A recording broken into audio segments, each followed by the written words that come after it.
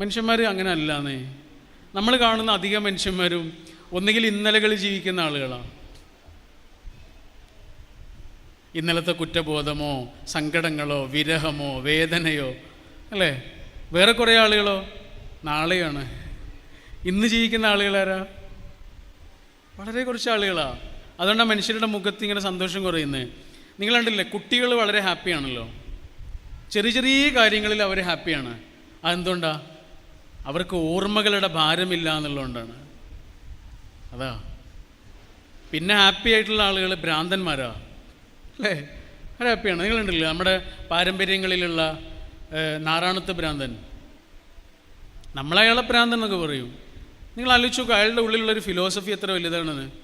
കഷ്ടപ്പെട്ട് ഒരു പാറക്കല്ല് മലയുടെ മുകളിലേക്ക് കൊണ്ടുപോവുകയാണ്. അത് മുകളിലെത്തിയതിനു ശേഷം താഴേക്ക് ഉതിർന്ന് വരുന്നത് കണ്ട് പൊട്ടിച്ചിരിക്കുന്നൊരു മനുഷ്യൻ. അത്രയേറെ കഷ്ടപ്പെട്ടുണ്ടാക്കിയത് നഷ്ടപ്പെടുന്നത് കാണുമ്പോഴേ അയാൾ ചിരിക്കുകയാണ്. നമുക്കൊരു ചെറിയ നഷ്ടത്തിൽ പോലും ഒന്ന് ചിരിക്കാൻ കഴിയുമോ? കഴിയില്ല. എന്നിട്ട് നമ്മൾ അയാളെ വിളിച്ചത് ഭ്രാന്തൻ എന്നാണ്. നഷ്ടങ്ങളിലും ഒരാൾക്ക് ഇങ്ങനെ പതറാതെ നിൽക്കാൻ കഴിയുക എന്നതാണ് നാറാണത്ത് ഭ്രാന്തൻ പഠിപ്പിച്ചു തന്ന പാഠം. ചിരിക്കൊന്നും വേണ്ട, പക്ഷെ പതറാതിരിക്കുന്നതിൻ്റെ പേരാണത്. അപ്പോഴാണ് ഒരാൾക്ക് ഈ അവനവൻ്റെ ഈ ദിവസത്തെ ഇങ്ങനെ ആഘോഷിക്കാൻ പറ്റുക. ഈ നിമിഷത്തെ. ഡൈ എം ടി എന്ന് പറഞ്ഞൊരു പുസ്തകമുണ്ട്. ഗംഭീരമായിട്ടുള്ളൊരു പുസ്തകമാണ്. ആ പുസ്തകത്തിലൊരു ഗുരുവിൻ്റെ വിദ്യാർത്ഥികളോട് ചോദിക്കുന്നുണ്ട്, ലോകത്തെ ഏറ്റവും സമ്പന്നമായ പ്രദേശം ഏതാണ്? Richest land. അപ്പോൾ കുട്ടികൾ അതിന് കുറേ മറുപടിയൊക്കെ പറയുന്നുണ്ട്. സാധാരണ ഗൂഗിൾ തരുന്ന ഉത്തരങ്ങളൊക്കെ പറയുന്നുണ്ട്. പക്ഷെ ഗുരു അതൊന്നും അല്ല ഉത്തരം എന്നാണ് പറയുന്നത്. ഉത്തരം തെറ്റാണ് തെറ്റാണ് തെറ്റാണ്. പിന്നെ ഏതാണ് ശരി ഉത്തരം? അപ്പോൾ ഗുരു അതിന് പറഞ്ഞ മറുപടി ഇങ്ങനെയായിരുന്നു, ലോകത്തെ ഏറ്റവും സമ്പന്നമായ പ്രദേശം എന്ന് പറയുന്നത് ശ്മശാനങ്ങളാണ്, മനുഷ്യന്മാർ മരിച്ചു കിടക്കുന്ന സ്ഥലങ്ങളാണ്. കാരണം അപ്പോൾ ഗുരു പറഞ്ഞു, എഴുതപ്പെടാതെ പോയ എത്രയെത്ര കവിതകളും കഥകളുമാണ് കിടക്കുന്നത്. നടപ്പാകാതെ പോയ എത്രയെത്ര പദ്ധതികളാണ്, കിനാവുകളാണ്, സ്വപ്നങ്ങളാണ് ആ മണ്ണ് മൂടിക്കിടക്കുന്നത്. പറയാതെ പോയ എത്രയെത്ര സ്നേഹബന്ധങ്ങളും പ്രണയബന്ധങ്ങളുമാണ് കിടക്കുന്നത്. ചേർത്ത് പിടിക്കാതെ പോയ എത്രയെത്ര ആലിംഗനങ്ങളാണ് കിടക്കുന്നത്. പകരാതെ പോയ എത്രയെത്ര ചുംബനങ്ങളാണ് കിടക്കുന്നത്. അതുകൊണ്ട് ശ്മശാനങ്ങളാണ് ഏറ്റവും റിച്ചസ്റ്റായ സ്ഥലങ്ങളെന്ന് പറഞ്ഞു. അത് പറഞ്ഞതിന് ശേഷം ഗുരു അവർക്ക് പറഞ്ഞു കൊടുത്തു, മക്കൾക്ക് പറഞ്ഞു കൊടുത്തു, ഡെക്കറേറ്റ് യുവർ ടുഡേ. അതാണ് നമുക്ക് ഏതെങ്കിലും അർത്ഥത്തിൽ ഭംഗിയാക്കാൻ പറ്റിയത് നമ്മുടെ ഇന്നിനെ മാത്രമാണ്. ഇന്നലകളൊക്കെ കഴിഞ്ഞു പോയെന്ന്. ബ്രസീലിലെ ആമസോൺ കാടുകളിൽ പൂക്കാലം അവസാനിക്കുന്ന സമയത്തൊരു പൂവിടരും. ആ പൂവിന് ആകെ 3 ദിവസത്തെ ആയുസേ ഉള്ളൂ. 3 ദിവസവും അതിന് 3 കളറാണ്. അതുകൊണ്ട് ആ പൂവിന് നാട്ടുകാർ വിളിക്കുന്ന പേര് ദിവസങ്ങളുടെ പൂവ് എന്നാണ്, കാലത്തിൻ്റെ പൂവ് എന്നൊക്കെ പറയും. കാരണം ഈ 3 ദിവസം എന്ന് പറയുന്നത് 3 കാലമാണ്. ഇന്നലെ, ഇന്ന്, നാളെ. ഒന്നാമത്തെ ദിവസം അതിൻ്റെ കളറ് പർപ്പിൾ കളറാണ്, ഇന്നലെയാണ്. ഇന്നലെ പർപ്പിൾ കളറ് ഒരു തരം മിസ്റ്റീരിയസ് കളറാണെന്ന് പറയുന്നു. അതൊക്കെ നിഗൂഢമാണ്, കഴിഞ്ഞു പോയി. ഇനി അതിൽ നിന്ന് എന്തെങ്കിലും പഠിക്കാനുണ്ടെങ്കിൽ പഠിച്ചിട്ട് അത് ഉപേക്ഷിക്കണം. കൊണ്ട് നടന്നാലും നമുക്കൊരു ചുവട് മുന്നോട്ട് പോകാൻ കഴിയില്ല. ഡെഡാണ്, ഡെഡ് എസ്റ്റർഡേയ്സ് ആണ്. എന്നാൽ രണ്ടാമത്തെ ദിവസം അതിൻ്റെ കളർ എന്താണെന്ന് അറിയാം? ലാവെൻഡറാണ്. അത് ഇന്നാണ്. ലാവെൻഡർ എന്ന് പറയുന്നത് ഹാപ്പിനെസ്സിൻ്റെ കളറാണ്, പ്രണയത്തിൻ്റെ സ്നേഹത്തിൻ്റെ ഒക്കെ കളറാണ്. അതാണ് ഇന്ന്. നാളെ ആകുമ്പോഴേക്കത് പെയിലായി, 3-ാമത്തെ ദിവസം ആകുമ്പോഴേക്കത് പെയിലായി. അതുകൊണ്ടാണ് ആ പൂവിന് ആ പേര് കിട്ടിയത്. ഇതാണ് നമ്മുടെ കയ്യിലുള്ളത് എന്താണോ അതുകൊണ്ട്. നമുക്ക് പഠിച്ചവൻ എന്താണോ തന്നത് അതുകൊണ്ട്. പഠിച്ചവൻ ആരെയാണോ തന്നത് അവരോടൊപ്പം. പഠിച്ചവൻ എവിടെയാണോ നമ്മൾ എത്തിച്ചത് അവിടെ വെച്ച് ജീവിതത്തെ നമ്മൾ ഡെക്കറേറ്റ് ചെയ്യണം. ഇതാണ് ഒന്നാമതായി ഒരു മനുഷ്യൻ അവനവനോട് ചെയ്യേണ്ടത്. പിന്നെ ചെയ്യേണ്ടത് എന്താണ്? ചുറ്റുമുള്ള മനുഷ്യർക്ക് എന്തെങ്കിലും ഒരു ഹാപ്പിനെസ് കൊടുക്കണം. അത് നമുക്ക് എന്താണോ തന്നത്, പാടാനാണോ കഴിയുക, പാടിയിട്ട്. പറയാനാണോ കഴിയുക, പറഞ്ഞിട്ട്. ഒന്ന് ചെന്ന് കാണാനാണോ കഴിയുക, ചെന്ന് കണ്ടിട്ട്. ഇതാണ്. ഒരു മനുഷ്യൻ അയാളുടെ ആയുസ്സിനെ ഇങ്ങനെ അർത്ഥവത്താക്കുകയാണ്. അടുത്ത ഏതൊരു നിമിഷവും മരിച്ചു പോകാം എന്ന് ഉറപ്പുള്ളൊരു മനുഷ്യൻ പറയുന്ന വാക്കിന് വല്ലാത്ത ശക്തി ഉണ്ടാവും അല്ലേ? ജീവിതത്തെ ഏറ്റവും കൂടുതൽ സ്നേഹിക്കുന്ന ആളാരായിരിക്കും എന്നറിയാം? നാളെ തൂക്കിലേറ്റപ്പെടുമെന്ന് ഉറപ്പുള്ള ഒരു തടവ് പുള്ളിയായിരിക്കും. അയാൾക്കറിയാം നാളെ ഞാൻ മരിക്കുമെന്ന്. അയാൾക്ക് അയാളുടെ മുന്നിലൂടെ ഇങ്ങനെ നടന്നു പോകുന്ന പോലീസുകാരനോട് പോലും സ്നേഹം തോന്നും. അയാളെ ഇങ്ങനെ ആ കൊലക്കയറിലേക്ക് കൊണ്ടുപോകുന്ന മനുഷ്യരോട് പോലും അയാൾക്ക് സ്നേഹം തോന്നും. ആ രാത്രിയിൽ അയാൾ കേൾക്കുന്ന എല്ലാ ശബ്ദങ്ങളോടും അയാൾക്ക് സ്നേഹം തോന്നും. കാരണം അയാൾക്കറിയാം നാളെ ഞാനത് കേൾക്കില്ലെന്ന്. അയാൾ പറയുന്ന ഓരോ വാക്കിനും അത്രയേറെ ഗൗരവമുണ്ടാവും. അതുകൊണ്ടാണ് വസിയത്തുകൾക്ക് ഇത്രയധികം ശക്തി ഉണ്ടാവുന്നത് അല്ലേ? മലയാളത്തിൽ വസിയത്ത് തന്നെയുള്ള പറയുക. EMSൻ്റെ വസിയത്ത് എന്നൊരു പുസ്തകം പോലും ഉണ്ട്. റോണ്ടി പോഷൻ്റെ വസിയത്തായിരുന്നു ശരിക്കും ആ പ്രസംഗം. അതിൽ അദ്ദേഹം പറയുന്നൊരു ഒരു കാര്യം ഇങ്ങനെയാണ്: നമ്മൾ നമ്മുടെ സ്വപ്നങ്ങൾ മാത്രം ഇങ്ങനെ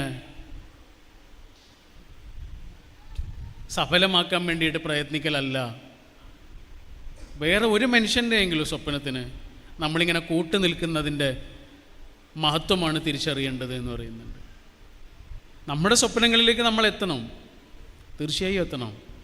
പക്ഷെ അതിൻ്റെ കൂടെ നമ്മൾ ചെയ്യേണ്ടത് ഇതാണ്: നമ്മളെത്ര ജയിച്ച് കയറുമ്പോഴും തോറ്റ മനുഷ്യനെ കുറിച്ച് ആലോചിക്കുക എന്നുള്ളതാണ് എന്ന് പറയുന്നുണ്ട്. ദ ബക്കറ്റ് ലിസ്റ്റ് എന്ന് പറഞ്ഞൊരു സിനിമയുണ്ട്. ഭയങ്കര രസമുള്ള സിനിമയാണ്. ഒരു ആശുപത്രിയിൽ കിടക്കുന്ന 2 രോഗികളാണ്. ഒരാൾ നല്ല പണക്കാരനാണ്, ഒരാളൊരു പാവപ്പെട്ട ആളാണ്. ഈ പാവപ്പെട്ട ആൾ ഇടയ്ക്കിടയ്ക്ക് ഇങ്ങനെ ഒരു കടലാസിലെന്തോ എഴുതിയിട്ട് ചവറ്റുകൊട്ടയിലേക്ക് ഇങ്ങനെ എറിയും. ഇതാ പണക്കാരൻ ശ്രദ്ധിക്കുന്നുണ്ട്. ഒരു ദിവസം ആ പാവപ്പെട്ട ആളിങ്ങനെ കിടന്നുറങ്ങുന്ന സമയത്ത് ആ ചവറ്റുകൊട്ടയിലേക്ക് ഇയാൾ എഴുതി വലിച്ചെറിഞ്ഞത് ആ പേപ്പറുകൾ ഈ പണക്കാരനായ ആളിങ്ങനെ എടുത്ത് നോക്കി.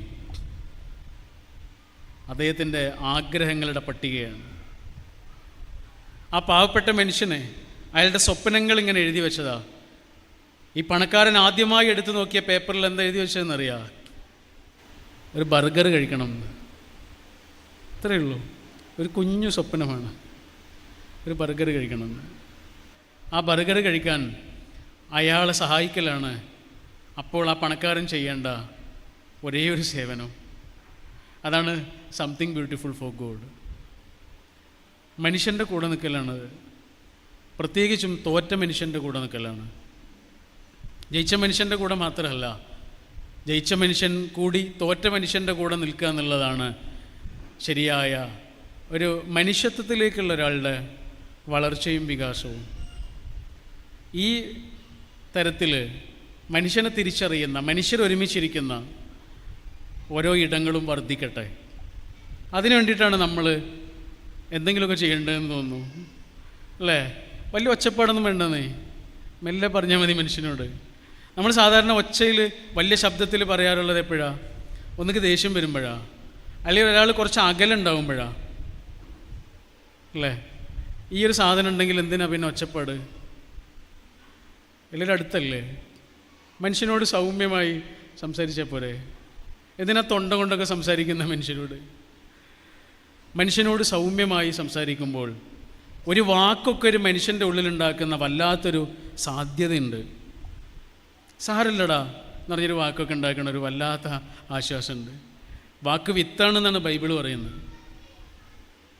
വിത്ത് എന്ന് പറഞ്ഞാൽ ലൈഫ് പൊട്ടൻഷ്യാലിറ്റി എന്നാണ് അല്ലേ? ഒരു ആപ്പിളിനകത്ത് എത്ര വിത്തുണ്ട് എന്ന് നമുക്ക് എണ്ണി നോക്കാൻ കഴിയും. പക്ഷെ ഒരു വിത്തിനകത്ത് എത്ര ആപ്പിൾ ഉണ്ടെന്ന് എണ്ണി നോക്കാൻ കഴിയില്ല.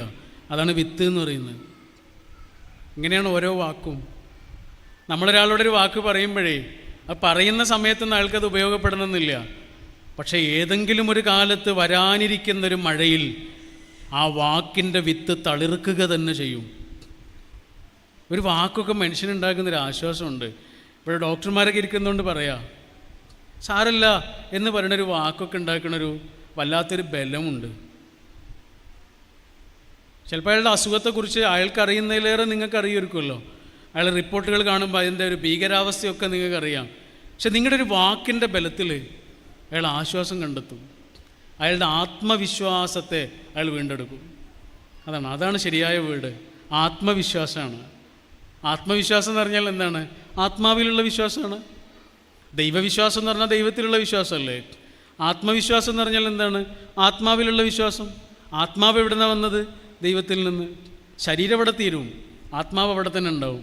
ആ ആത്മാവിൽ ഒരാൾ വിശ്വസിക്കലാണ് എന്ന് പറഞ്ഞാൽ ദൈവത്തിൽ ഒരാൾ പ്രതീക്ഷിക്കലാണ്. പടച്ചോൻ കൈവിടില്ല എന്നുള്ള ഒരാളുടെ ആത്മബോധമാണ് ആത്മവിശ്വാസം എന്ന് പറയുന്നത്. ഒരു രാജ്യത്ത് മറ്റൊരു രാജ്യം ആ രാജ്യത്തെ വല്ലാതെ ആക്രമിക്കാൻ തുടങ്ങി. അവസാനം നിവൃത്തിയില്ലാതെ ഈ രാജ്യം യുദ്ധത്തിനൊരുങ്ങുക. അപ്പോൾ ഈ സൈന്യാധിപനുണ്ടല്ലോ, അദ്ദേഹം പട്ടാളക്കാരെ മുഴുവനും വിളിച്ചു. എന്നിട്ടൊരു കോയിൻ ഇങ്ങനെ കാണിച്ചു. ആ കോയിന് അദ്ദേഹം പറഞ്ഞു, ഞാനത് മുകളിലേക്ക് ഇട്ടിട്ട് രാജമുദ്രയാണ് മുകളിൽ വരുന്നതെങ്കിൽ നമ്മൾ യുദ്ധം ചെയ്യും,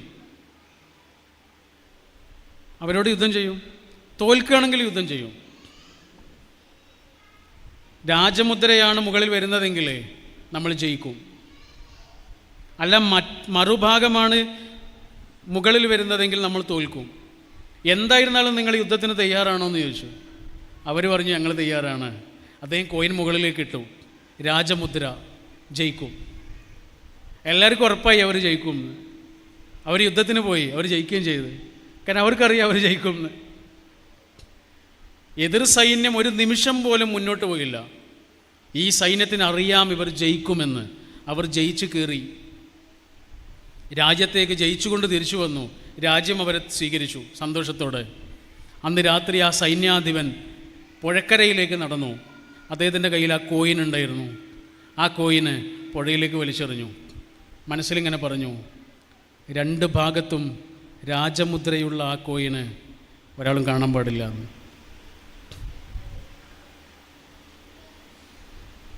ഇതാണ് ആത്മവിശ്വാസം. ഒരാൾ അയാളുടെ ഉള്ളിലെ വിജയത്തിലുള്ള പ്രതീക്ഷ അർപ്പിക്കുകയാണ് ചെയ്തത്.